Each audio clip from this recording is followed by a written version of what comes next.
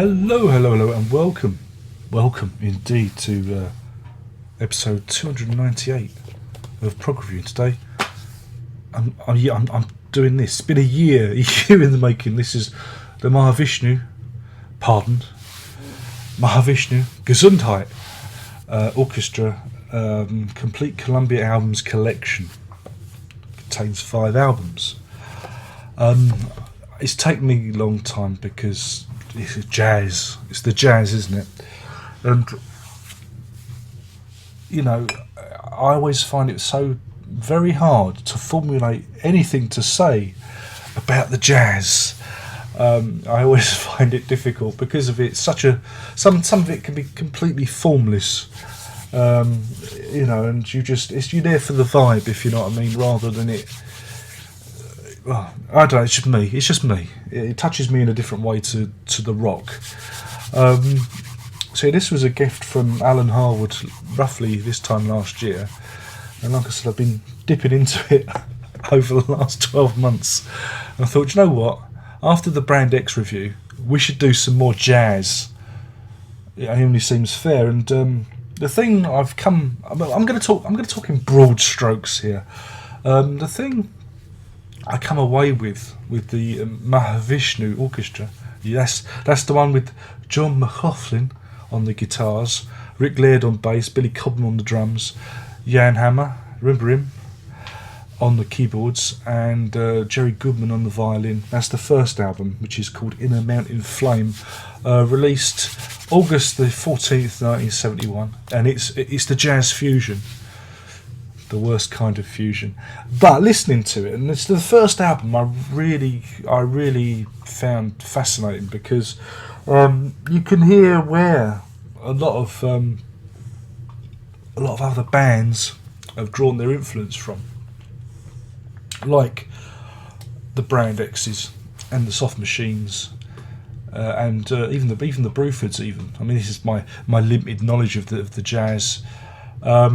So it was quite interesting to hear that album, and it was I enjoyed it. I enjoyed it, even though it is the jazz fusion. Bits of it, are better than others. Again, it doesn't always keep my my attention. While I'm talking, I'm gonna intercut this with the opening the box set, which I did last year, and I've kept in the archive until this moment. Dance of the Mayor is fascinating because I could hear so much of what Robert Fripp did King Crimson, especially with the later construction of light era type stuff, the interplay between the musical structures, the interplay that were going on there, did remind me very much of that. But yeah, I mean, if you want to know where the source of a lot of this comes from, this album, In a Mountain Flame, is really important. It's probably the most important album to get, I reckon. If you only need one, get the first one. More of the same on Birds of Fire. This one was released in March 1973. Again, it's it's very much more the same. It's the same lineup. Slightly shorter album. The track Hope again almost revisits Dance of the Mayor. But yeah, I mean, it's all right. I enjoyed the first album more because it seemed fresher, whereas this, I did feel that they were kind of rejiggering. I didn't feel there was a lot of progression. I just thought they'd found their groove and they were just doing what they did. How articulate of you, Mr. Locke. So yeah, I mean, it was all right. It was all right, but I thought the first album was much more interesting. The Lost Trident Sessions. I've got to look at the back of this one because got to open my box. The Lost Trident sessions. I don't know if let's look at that.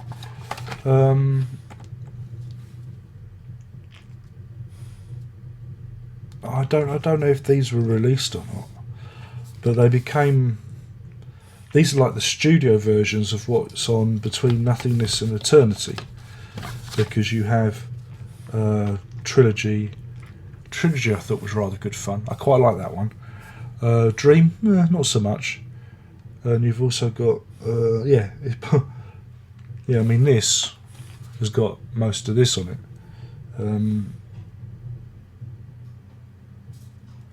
But again, it's all right.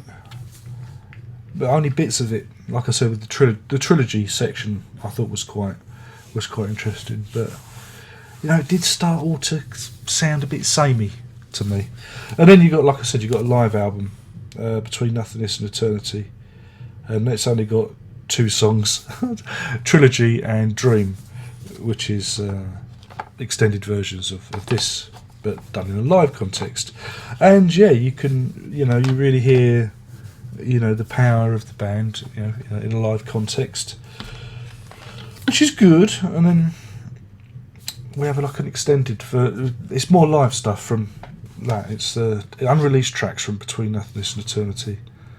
And she got Hope, Dance the Mayor, One Word, Stepping Tones, which kind of gives you a full breakdown of the Mahavishnu sound, but in a live doodad, in a live context. I can see and understand exactly why this band is important and the influence they've had on other musicians. But because of the nature of the music, because it is very much groove driven, it's not the sort of thing I'll be going back to. I mean, in A Mountain of Flame, I think I've got a lot of time for that one. I think that's pretty good. But a lot of it, once it's on in the background, it does go into like Noodleville for me. It's probably terrible. People are throwing their shoes at the monitor. Don't do that. Don't do that. It's not a good idea. But these are great musicians, and it's really good. It is good to hear them play. But I like my jazz to have more of a tune. With it. This is why I hate talking about jazz. I hate talking about the jazz because I never feel qualified enough to talk. Because there's all sorts of flavours of jazz. I quite like the older stuff. Where there's tunes. And this progressive fusion jazz fusion, the worst kind of jazz. It veers so close to disappearing up its own arsehole, it's scary. But I have a lot of goodwill for the musicians involved because they're very, very, very talented folk in their own right. As a box set, I mean, it is fantastic. I mean, it's really, really, it's cheap. We love cheap. If you go on the Amazon, I'll have to put a link. If you go on the Amazon, it's really good value for money. And again, if you're like me and have never knew anything about the Mahavishnu Gesundheit Orchestra, it's you get it all out the way. Get it out the way in one fell swoop. So that's a good thing, isn't it? But